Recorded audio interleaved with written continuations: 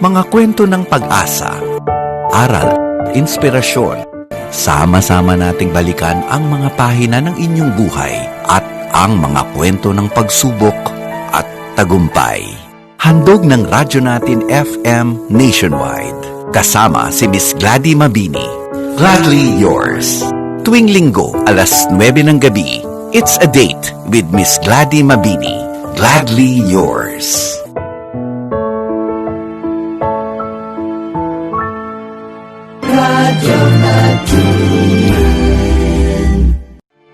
Handog ng radyo natin FM nationwide. Kasama si Miss Gladys Mabini. Gladly yours.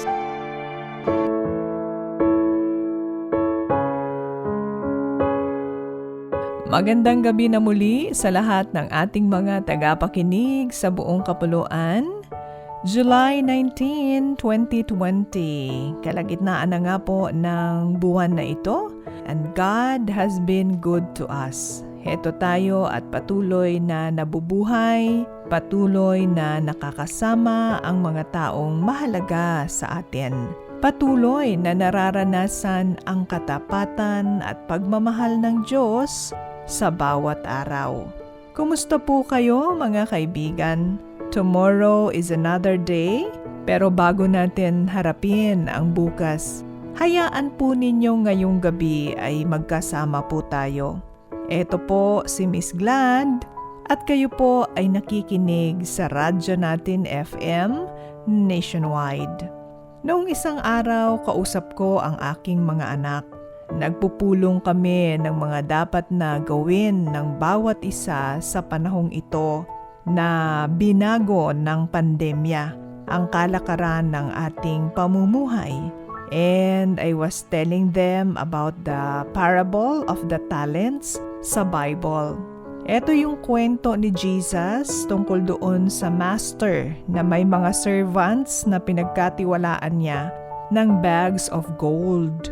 Yung isa binigyan niya ng 5 na dali-daling nagtrabaho at kumita ng another 5 bags of gold. Yung isa binigyan niya naman ng 2 na ganoon din ang ginawa. Kumita ng 2 pang bags of gold. Yung isa na binigyan niya ng 1 bag lamang ng gold, ang ginawa, naghukay sa lupa at ibinaon ang 1 bag of gold na natanggap niya.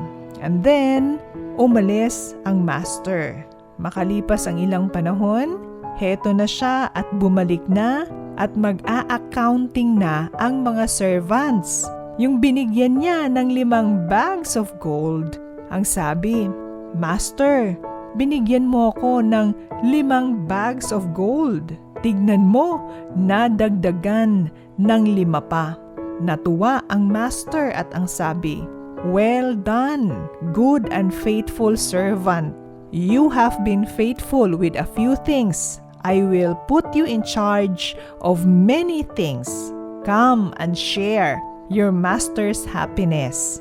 And then, eto na ang servant na binigyan naman ng 2 bags of gold. Ang sabi din sa master, "Master, binigyan mo ako ng 2 bags of gold. Tignan mo, nadagdagan ng 2 pa." Natuwa ang master at ang sabi, "Well done, good and faithful servant. Come and share your master's happiness." Tapos, ito na ngayon ang servant na binigyan ng 1 bag of gold. Ang sabi, "Master, I knew that you are a hard man, harvesting where you have not sown, and gathering where you have not scattered seed. So I was afraid and went out and hid your gold in the ground. See, here is what belongs to you." Ano ang sagot ng master? Sabi niya, "You wicked, lazy servant. So you knew that I harvest where I have not sown and gather where I have not scattered seed. Well then, you should have put my money on deposit with the bankers so that when I returned, I would have received it back with interest. So take the bag of gold from him and give it to the one who has 10 bags. For whoever has will be given more, and they will have an abundance. Whoever does not have, even what they have will be taken from them, and throw that worthless servant outside into the darkness, where there will be weeping and gnashing of teeth. And habang sinishare ko ito sa aking mga anak, biglang nagkaroon din ng fresh revelation to me ang parable na ito. Kasi most of the time, ang bags of gold na binanggit ni Jesus dito, madalas inihahalin tulad natin ito sa ating mga skills, sa ating mga resources, kung ano ang meron tayo na dapat nating pagyamanin. Like kung tayo ay biniyayaan ng magandang boses, saan ba natin ito ginagamit? Kung tayo ay maraming yaman, paano ba natin ito ginagasta? Whatever ang meron tayo sa ngayon, nagagamit ba natin ng ayos? When I was looking at my children, etong mga batang ito, they were given by God to me. Sila ang aking 4 bags of gold. Kailangan ko silang alagaan, mahalin, pagyamanin. And who they will become in the future is my accountability. Will the master be happy with me or will he be angry? Depende sa performance ko sa pagpapalaki sa aking mga anak. Sa mga nakikinig sa atin ngayon na mga magulang at biniyayaan ng mga anak, kumusta nga ba ang ating mga anak? Kumusta ang paraan ng ating pagpapalaki? Kumusta ang ating pakikitungo? Inaalagaan ba talaga natin? Paano ba natin sila tinitingnan? Are they an asset or a liability sa atin? Kasi kung paano natin sila tinitingnan, it will dictate our attitude towards them, di ba po? Kung ang tingin natin sa kanila ay pabigat, more likely, hindi po maganda ang magiging pakikitungo natin sa kanila, right? Pero kung ang tingin natin sa kanila is an asset, then iba din ang ating magiging pakikitungo sa kanila. Of course, maaaring varying ang ating opinion at sasabihin ninyo sa akin, Miss Glad, walang magulang na ang tingin sa kanilang mga anak ay liability. But you know, if you are a parent, you understand what I'm saying. There really are times, lalo na kapag medyo pasaway ang mga bata, nabibigatan na tayo, di ba po? And at times, napapagod na tayo. Raising children is not that easy. Walang eskwelahan na nagtuturo sa atin ng step-by-step parenting. Pero gaano man kahirap ang pagpapalaki ng anak, pagpapalago sa kanila, paghubog sa kanila. Lahat ng efforts natin ay maihahalin tulad sa kung paano natin ginagawa ang ating pagtatrabaho o pagninegosyo. Kahit na terror ang boss natin, chismosa ang mga kasama natin, palasigaw ang mga customers natin, pinagpapasensyahan natin, pinagtsatsagaan pa rin natin. Kasi alam natin na nakasalalay sa ating pakikitungo sa kanila ang magandang kahihinatnan ng ating pagtatrabaho o ng ating pagninegosyo. At the end of the day, yung katotohanan na may responsibilidad tayo, na may pananagutan tayo sa ating kumpanya at sa ating negosyo, ay nananatili. And it's the same as a parent. Ang ating mga anak, pwedeng pasaway, nakakapagod alagaan at mahalin. Pero we cannot give up. Kasi at the end of the day, kargo natin sila. Pananagutan natin sila. Am I a perfect parent? No, I am not. I'm very far from being perfect. In fact, There are times na naaawa din ako sa mga anak ko for being my children. Yung pressure that they have to go through because they are my children, it's not easy. Pero yung understanding, yung pagkaunawa na my children are my bags of gold from the Lord is really a big help to be a better servant by becoming a better parent. Kumusta tayo bilang magulang sa ating mga anak? Magiging katulad ba tayo ng servant na binigyan ng 5 bags of gold at napagyaman nito? Yun bang whatever as an individual ang kaya nating gawin ng mabuti at buong husay ay kayang tapatan o higitan pa ng mas mabuti at ng mas mahusay ng ating mga anak. At magagawa nila yon dahil inalagaan natin sila. We did not give up on them. Minahal natin kaya napabuti at naging responsable. Dahil kung yan po ang sitwasyon, ibig sabihin tama lang na pinagkatiwalaan tayo ng Diyos na bigyan ng mga anak. Hindi po nalugi ang master sa atin, tama po. May tubo ang Diyos sa ipinagkatiwala sa atin dahil our produce can give more to the Lord.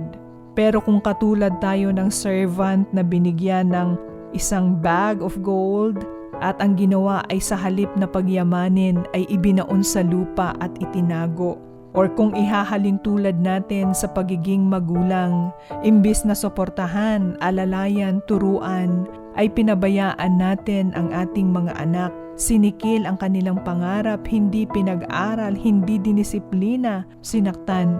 What will happen to our children? Of course, limitado ang kanilang kayang gawin at iambag. Or worst, baka wala talaga silang magawa na mabuti. If we have this understanding that we are also servants and we're given bags of gold through our children, how would you like the Master to treat us? What words would we want to hear when He comes back? Katanungang iiwanan ko sa inyo ang sagot. Magandang gabi sa lahat ng ating mga kaibigan na nakakasama natin ngayon. Tayo po ay napapakinggan sa mahigit na 100 radyo natin FM sa buong Kapuluan. Nasa streaming din po tayo na radyonatin.com at live din ho tayong napapanood sa Gladly Yours FB page. Kasama po ang ating mga engineers from our Radyo Natin Center. Ito po ang inyong Miss Glad sa programang Gladly Yours. Welcome to the show. Paano nga ba pagpapahingahin ang puso? Paano nga ba gagamutin ang sugat na bagaman lumipas na ang maraming taon ay nananatiling sariwa at walang senyales ng paghilom? Yan po ang tampok na liham na ating babasahin sa gabing ito sa ating pagbabalik. Gladly Yours. Our friend, our neighbor, Radyo Natin.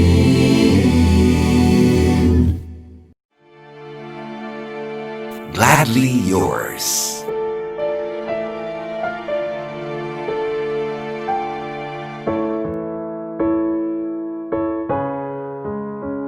And we are back mga kaibigan, pero bago ang lahat, just in case na kayo po ay naliligo bago pa man matulog, maigi nang ang gamitin ay ang Shield Bath Soap. Yan po ang sabon na galit sa sakit, may malasakit at sulit na sulit. $12.50 lamang po ang SRP. Simulan na po natin ang pagbabasa ng ating liham for tonight. Dear Miss Glad, pagbati ng isang magandang araw sa iyo, sa iyong pamilya at sa lahat ng mga tagapakinig ng iyong bagong programa. Matagal niyo na po akong listener. Malungkot ako na nagtapos na ang may trabaho, may negosyo. Pero iniisip ko na lamang ang sinabi mo na ang pagtatapos ng may trabaho ay upang bigyang daan ang Gladly Yours. For the past 2 Sundays, kahit na inaantok na ako at kailangang matulog ng maaga dahil Lunes kinabukasan, pinipilit kong manatiling gising para makinig pa din. Tumatak sa akin ang sinabi mo last Sunday. Sabi mo, makabuluhan ang karanasan ng bawat tao at ang bawat kwento ay may aral na hatid na pwedeng makapagbigay inspirasyon at pag-asa sa iba. Tawagin niyo po akong Luna, Tubong Hagna, Bohol. I am 27 years old, nagtatrabaho po dito. Lumaki ako sa isang simpleng tahanan. Masasabi ko na my life was boring. Unang-una, bagaman at alam kong medyo matalino ako, parang hindi naman yon nakikita ng mga nagiging crush ko. Kaya ang unang 2 taon ng aking college years, boring pa sa boring. Noong mag-3rd year college na ako, nagdesisyon sina mama na para makatipid, maghanap kami ng boarding house, yung malapit lang sa school, at nakakuha naman kami. Walking distance sa aming eskwelahan. Itong boarding house na nilipatan ko, mixed kami. May babae, may lalaki. It's a big compound of boarding houses. Okay naman ang aking mga ka-board mates. Lahat sila ay akin namang kabati. Pero dahil regular student ako, halos buong araw nasa school ako at madalas gabi na ako nauwi. Lumipas ang first sem ng aking 3rd year college na wala akong masyadong interaksyon sa mga boarders sa compound na yon. Noong 2nd sem na namin, lumuwag-luwag na ang aking schedule. Dahilan upang kahit paano, may mga araw ako na nasa boarding house lamang. It was during the 2nd sem na yung kababayan ko from Hagna nakasama ko sa boarding house. Naging magkaibigan kami. Mabait si Bea. At dahil pareho kami ng eskwelahan, madalas kahit sa school, nagkikita pa din kami at sabay na umuwi. It was at this point na naging kaibigan din namin ang isang boarder na lalaki sa kabilang boarding house. Kaedad namin siya at 3rd year college din siya noong time na yon. Gwapo si John, Miss Glad. Taga Cebu talaga sila. Pinapili daw siya ng kanyang mga magulang kung sa Cebu o sa Cagayan de Oro niya gustong mag-aral. At dahil halos karamihan daw sa mga kaklase niya, either sa Cebu at Cagayan, ang sagot daw niya sa Bohol para maiba naman. Kaya siya napunta ng Bohol. Siya yung typical na boy next door, yung tipong pwedeng maging crush ng bayan. Honestly, noong 2nd sem ko lang talaga siya nakita ng malapitan kahit na doon din siya nagbo-board sa compound na yon. At madalas siyang tumambay doon sa boarding house namin kasi kababayan niya pala ang aming landlady. Hindi naman din talaga ako ang tipo na nakikibabad sa kwentuhan. Ang totoo, kahit nga may mga inuman session silang lahat doon sa may labasan, nasa kwarto lang ako at hindi ako nakikisama. Pero dahil si Bea ay napalapit na agad sa kanila, minsan naaya niya ako sa lakad ng mga boarders ng compound namin. May bagong labas kasi na pelikula at maiiwan ako sa boarding house kung hindi ako sasama. Ay takot naman akong mag-isa. Napilitan ako na magbihis at maki-ride on na din sa gusto ng tropa. Doon ko unang nakita ng malapitan si John. Alam ko ang pakiramdam na yon, Miss Glad, kasi na-feel ko naman na yon sa mga naging crush ko. In short, natukoy ko agad na may crush ako sa kanya. Gayunpaman, syempre hindi ko yon in-entertain at iwinaksi ko lang. At dahil nga sa pagsama kong iyon, parang mas naging open na ang iba ko pang board mates sa akin. Pati yung mga boarders ng ibang doors sa labas ng aming boarding house. Madalas na nalilate ang allowance na padala ni na mama. Bukod kasi sa akin, may 3 pa akong mga kapatid nag-aaral din. At alam yon ni Bea. Kaya ang ginagawa niya, pinahihiram niya muna ako. Kaya naman ay nililibre sa pagkain. Minsan sa lunch, minsan naman sa dinner. Ang ipinagtataka ko lang, Miss Glad, mula noong gabing yon na sumama ako sa tropa na manood ng sine, sa mga panahon na hindi pa dumadating ang allowance ko, napapansin ko na hindi na lang si Bea ang nanglilibre sa akin, pati na din si John. Katulad ng lunchtime noon, nasa school na si Bea. Ang naiwan sa boarding house, ako lang at ang aming landlady. Naglaba ako ng mga marurumi kong damit. Magtatanghalian na. Wala akong pera. Ang meron lang ako, Skyflakes at isang 3-in-1 coffee. Nilapag yon sa mesa. Tsaka ako pumunta sa kusina para mag-init ng tubig. Noong palabas na ako ng kusina, pumasok sa pintuan si John. Para na namang dumagundong ang puso ko, Miss Glad. Pero hindi na ako bumati kasi hindi rin naman ako sigurado kung napansin ba niya ako. Narinig ko na lang kausap niya ang landlady namin. At habang nag-iinit ako ng tubig, nagsimula akong magsampay ng aking mga nilabhan. Nang matapos ko ang pagsasampay, tamang-tama namang kumukulo na ang iniinit kong tubig. Kaya bit-bit ang takore, pumasok na ako ulit sa loob kung nasaan ang mesa. Muntik kong mabitawan ang takore noong maabutan ko si John. Nakaupo doon at may 2 plato sa harapan. Sabi niya, tara sabay na tayong kumain. Parang bigla akong napahiya at napatingin doon sa aking Skyflakes. Ang sabi ko, naku ay tapos na ako. Magmimerienda na nga ako. Biglang sumabat ang landlady namin. Sabi niya, anong lunch? Hindi ka pa nagla-lunch, uy. Napatawa siya. Ang sagot sa akin, o sige, tapos ka na kung tapos, pero sabayan mo pa rin akong kumain. Kasi binili ko talaga yan para sa atin. Hindi ako kakain kapag tinanggihan mo ito. Hindi ko alam kung nag-blush ba ako o namutla sa harapan niya. Pero dahil nabuking na nga ako, bukod sa talagang nagugutom na rin ako, nakikain nga ako. Feeling ko wala akong marinig sa lakas ng kabog ng dibdib ko. Meron naman ding isang pagkakataon sa school na wala na akong allowance at nag-aya si Bea na mag-snacks kami sa aming kantin. Kako wala akong pera, pero wag daw akong mag-alala. Pagdating namin sa kantin, nandoon si John at siya ang nanglibre sa amin. Nasundan pa ang mga ganoong insidente, Miss Glad. Pero I really tried hard to act normal. Ingat na ingat ako na walang mapuna ang sinuman sa aking paligid sa totoong nararamdaman ko para kay John.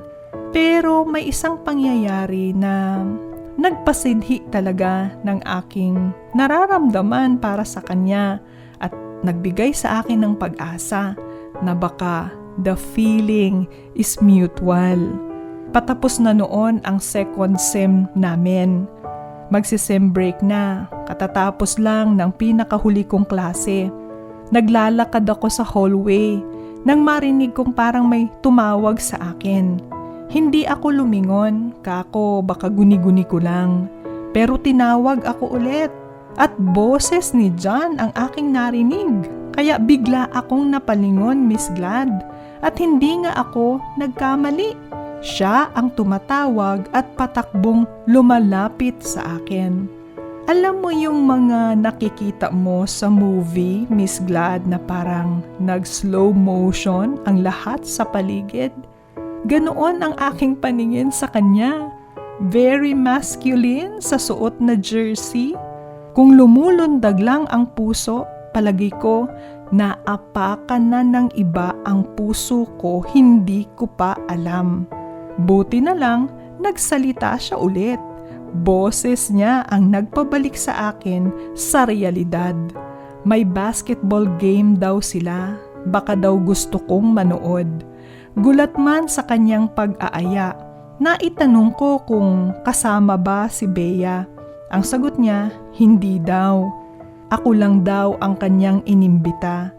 Kinilig ako bigla, Miss Glad.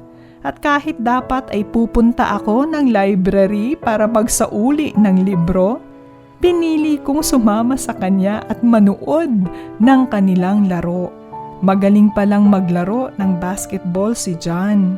At madaming girl fans. Stand out naman talaga ang kapugian niya.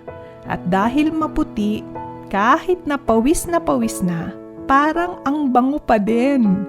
Every time na nakakashoot siya ng bola, nililingon niya ako at nginingitian. Siyempre, ang ibang girls, pinagtitinginan ako. At nahihiyaman, feeling ko, ang haba-haba ng hair ko. Nanalo sila sa game, Miss Glad. At noong pauwi na kami, naririnig ko ang kantsawa ng mga kalaro niya. Sabi, mauna na siya, bay?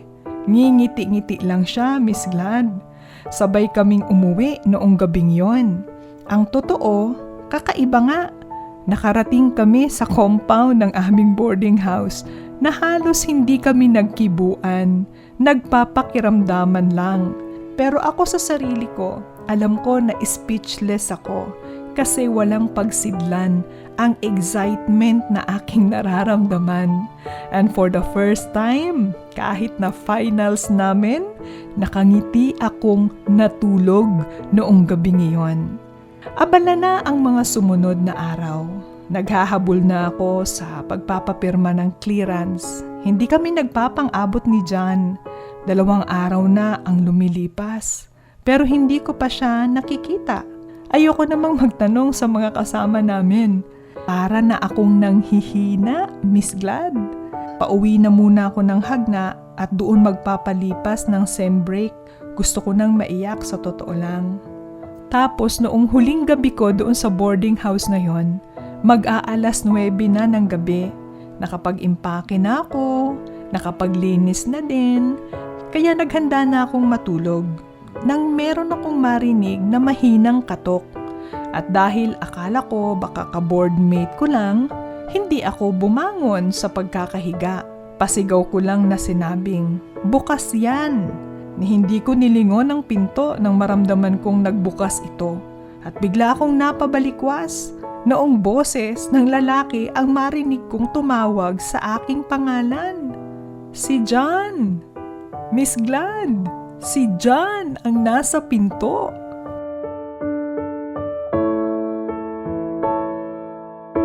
Gladly yours.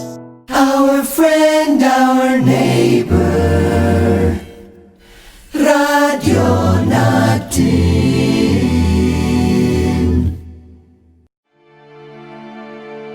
Gladly yours.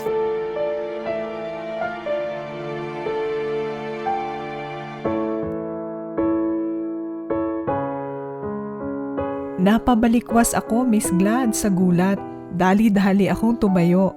Ang isip ko nag-aalala na baka may makakita sa kanya at mapag-isipan kami ng hindi maganda.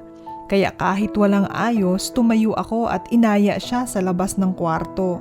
Habang pilit kong itinatago ang kaba na parang bumabara sa aking lalamunan. Ang sabi niya, yung gabi pala na magkasama kami, kinabukasan noon, kinailangan niyang umuwi ng Cebu. Hindi na siya nakapagpaalam. Kaninang umaga lamang siya nakabalik at kinailangan niyang tapusin ang pagpapapirma ng clearance. Kaya ngayon niya lang ako napuntahan. May iniabot siya sa akin na paper bag. Baon ko daw sa pag-uwi ko. Napangiti na lang ako, Miss Glad. Sa isip ko, ang sweet naman. Katahimikan na naman. Para kaming nagkakahiyaan na ewan. Tapos biglang narinig namin na may paakyat. Sa takot ko na maabutan kaming nag-uusap ng kami lang, bigla akong nagpaalam. Pumasok sa kwarto, sabay sara. Wala namang masama na may makakita sa aming nag-uusap. Ay bakit nga ba ganon ang aking naging reaksyon? Kinabukasan, maaga akong umalis, papuntang terminal ng bus, pahagna. Hindi na kami nagkita ulit. Sa bus, binuksan ko ang paper bag na bigay niya. Ang nakita ko ay 3 used na white shirts, Tapos merong isang bagong pink shirt na kapareho ng brand niya na nakabalot pa. And inside the shirt, may nakaipit, isang gift card at ang kanyang university ID sa third year college. Nanginginig ang kamay ko sa pagbukas ng gift card. At nang mabuksan ko ang card, tama lang pala na ganun ang aking maramdaman. Dahil nakasulat sa card, pwede ba kitang ligawan? Sa may bandang baba, nakasulat ang kanyang cellphone number. Hi, Miss Glad. Walang pagsidlan ang kilig na aking nararamdaman. Sa hagna, sising-sisi ako. Iniisip ko, dapat nagpatanghali na lang ako. Baka sakaling nagkausap pa kami ulit. Parang ang bagal ng takbo ng orasan. Ilang beses akong natukso na mag-text na sa kanya. Pero pag naiisip ko na baka isipin niyang easy to get naman ako, nababahag ang buntot ko. Binubura ko na agad. Pero talagang miss ko na siya. Yun ata ang tinatawag na first love. 2 linggo ang lumipas. Sa wakas, 1 more week, babalik na ako sa Tagbilaran para mag-enroll. Isang gabi, kinatok ako ni Papa sa kwarto. Nasa baba daw si Bea kasama ang kaibigan namin. At laking gulat ko nang makitang ang kasama ni Bea ay walang iba kundi si John. Si John, Miss Glad. Nakita ko kung paanong nagliwanag ang kanyang mukha, seeing me. At sigurado, nakita din niya at ni Bea kung paanong nagliwanag din ang aking mukha nang makita ko siya. I think that's it. Hindi ko na naitago ang aking pananabik. It's all over my face. Hindi pa rin ako makapaniwala. Pero nasa harap ko si John at formal na nanliligaw, Miss Glad. Ipinakilala ko siya sa aking mga magulang at kapatid at sa awa ng Diyos, wala namang kumontra. Feeling ko talaga bigla akong gumanda. Sino nga ba naman ang hindi aapaw ang tuwa? Yung dayuhin ako ng aking manliligaw na gusto ko rin dahil hindi niya matiis na hindi ako makita is really something. 'Di ba, Miss Glad? Hindi na namin itinago sa aming mga ka-board mates ang tungkol sa kanyang panliligaw. And 3 months after, sinagot ko na siya. Ang mga panahon ko with him will always be a treasure. Memories that I will cherish forever. Siya ang aking first love, ang aking first boyfriend. 4th year na kami pareho and we were looking forward na after graduation, tutulong lang ako ng 4 na taon sa kapatid ko. Tapos magpapakasal na kami. Buo na ang aming pangarap, ang bahay namin, ang sasakyan namin, ang mga anak namin. And we were very excited to start life together until something happened. 1 buwan na lang graduation na namin. Nagising ako sa lakas ng pagkatok sa pinto ng aming landlady. Nang buksan ko, puno ng pag-aalala ang kanyang mukha. Hinila niya ako palabas ng boarding house patungo sa boarding house nila John. Hindi ko naiintindihan ang mga nangyayari. Pero apaw na din ang kaba na aking nararamdaman. And the sight that I saw hanggang ngayon, Miss Glad, maliwanag sa alaala ko. Nakita ko si John, nasa kama niya, nakapalibot ang ilang boardmate niya, bakas sa mukha ang takot at pag-aalala. Si John, Miss Glad, malamig na, hindi humihinga.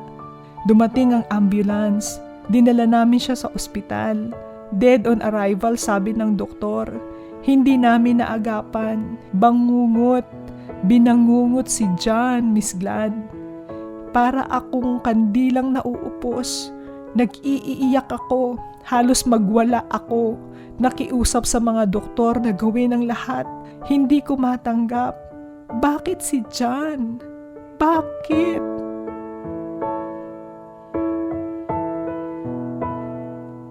Hindi na ako nagmarcha for our graduation.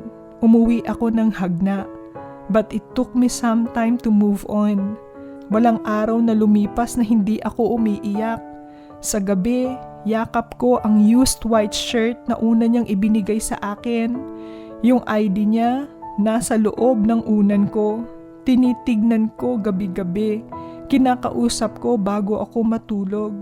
Damang-dama ko ang aking pangungulila sa kanya, Miss Glad. It took me a lot of courage, a lot of friends, a lot of family support para unti-unting makabalik sa realidad. I was 25 years old nang muli kong buksan ang aking puso at sinubukang magmahal pero hindi nagtagal. At 26, muli kong sinubukang magka-boyfriend pero ganun din. Ang sinasabi nila, hindi pa ako nakaka-get over kay John and they cannot help me. Tama sila. Until now, I am not over John. Maraming tanong sa isip ko, bakit sa akin nangyari ito? Bakit of all people, si John? Sa ngayon, maaaring to my family, to my friends, to my colleagues, I look okay. But actually, I am dying inside every day. Miss Glad, please help. Gladly yours, Luna. Just by reading the letter, I can feel your pain, Luna. I hope nakatulong ang iyong pagsulat to somehow lighten your load. Ang kamatayan ng isang minamahal will always be hard. Kailanman walang paglisan, walang pagpanaw ang madaling tanggapin. Pero kailangan din natin itong harapin na wala namang sino man din sa atin ang lalabas sa buhay ng buhay. Ang sabi nga sa Job 14:5, a person's days are determined. You have decreed the number of his months and have set limits he cannot exceed. Kaya nga, 'di ba, may mga naririnig tayo, nagpapakamatay pero hindi namatay kasi hindi pa niya time. O kaya naman nagkasakit, pumunta sa abroad, doon nagpagamot, ginawa ang lahat pero namatay pa din. Does it mean na kulang ang kaalaman ng espesyalista or equipment doon sa medisina kaya wala silang nagawa to save that life? Hindi. Truth is, hanggang doon lang talaga ang buhay ng taong yon.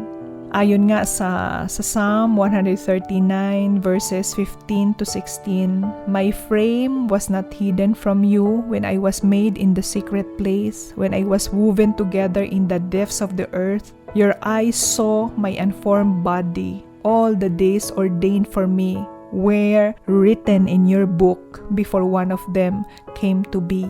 Katulad ng kung paanong naitakda ang araw na tayo ay mabubuo at araw ng ating kapanganakan sa mundong ito, ang ating kamatayan ay nakatakda din. At gustuhin man natin o hindi, our lives will come to an end. Kung paano ang ending na yon, only God knows. But one thing is sure, our journey on this earth will end.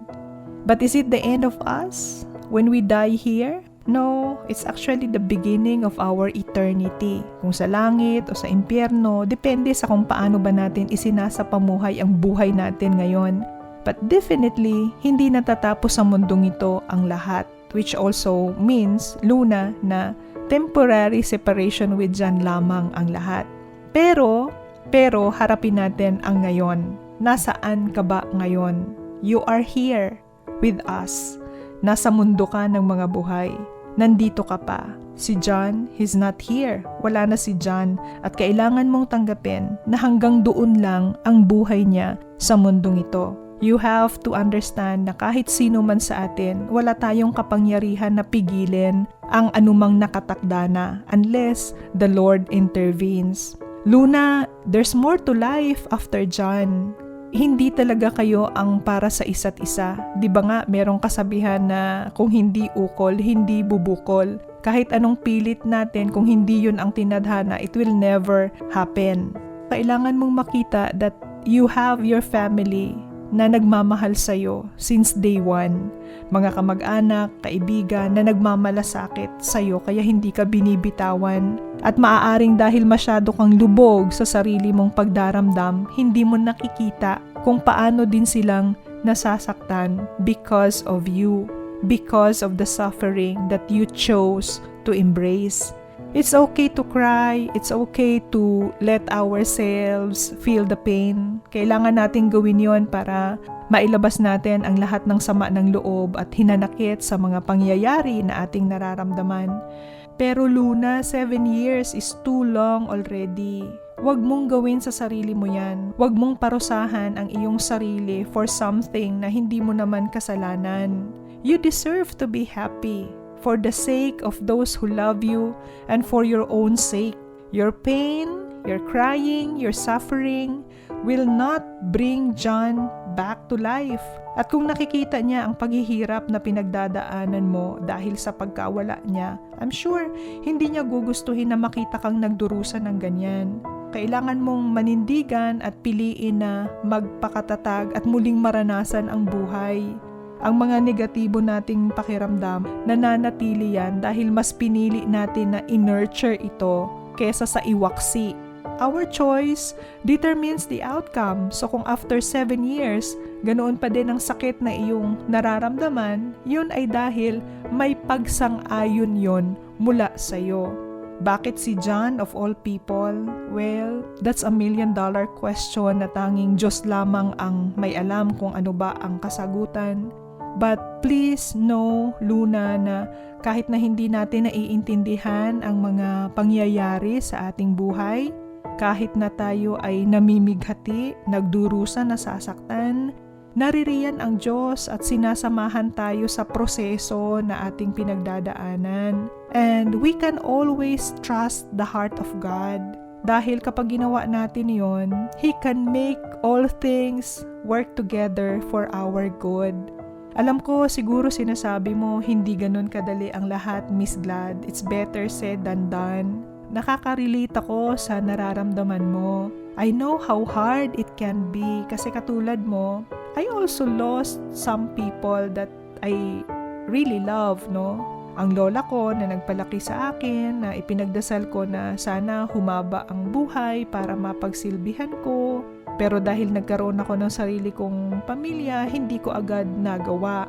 And when I was ready to fulfill that prayer, it was too late for me kasi pumanaw na siya. And then, isang boss ko sa trabaho na parang naging tatay ko. Because, you know, Luna, lumaki ako na walang papa sa tabi ko. I only had my lolo who went ahead also when I was just in my 6th grade. And this boss, naniniwala ako na he was sent by God para buuin ako. Because all my life, I really long for a father. And this boss was there. Pero umalis din siya. He died of cancer. Gusto ba nila tayong iwanan? Of course, hindi.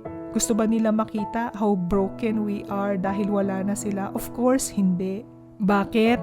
Because they love us and they want us to move on with our lives. Fulfill the things that we need to do. Kasi sila, tapos na ang kanilang panahon with us. Nagampanan na nila with flying colors ang layunin ng kanilang buhay. Sino tayo para pigilan ang kanilang pagtawid to eternity? Especially if that eternity is far more better and beautiful and nicer than what we have now here. Diba? Luna, I pray that you can give life another chance. Give love another chance. And you know, the best way to do it really is to obey Psalm 37:4. Ano yung sinasabi ng Psalm 37:4 na yon? Delight yourself in the Lord and He will give you the desires of your heart. So whatever the desire of your heart now, you want to get over that pain, gusto mo na makabalik sa normal mong pamumuhay, sa dating ikaw, God will give it to you if you delight yourself in Him. Okay? So, thank you so much, Luna. I wish you well. Marami pa akong gustong sabihin pero kulang na ang ating time. If yung mga sinabi ko is not enough, feel free na i-message lang ako ulit kung meron kang mga tanong. Marami pong salamat for keeping up with me. I hope na meron ho kayong natutunan sa ating episode tonight. Muli ho tayong magsama-sama sa susunod na linggo para sa isa na namang kwento ng aral, inspirasyon at pag-asa ng ating mga tagapakinig sa kaparehong oras at himpilan because your story matters. Gladly yours, Miss Glad. Good night and sweet dreams. Gladly yours.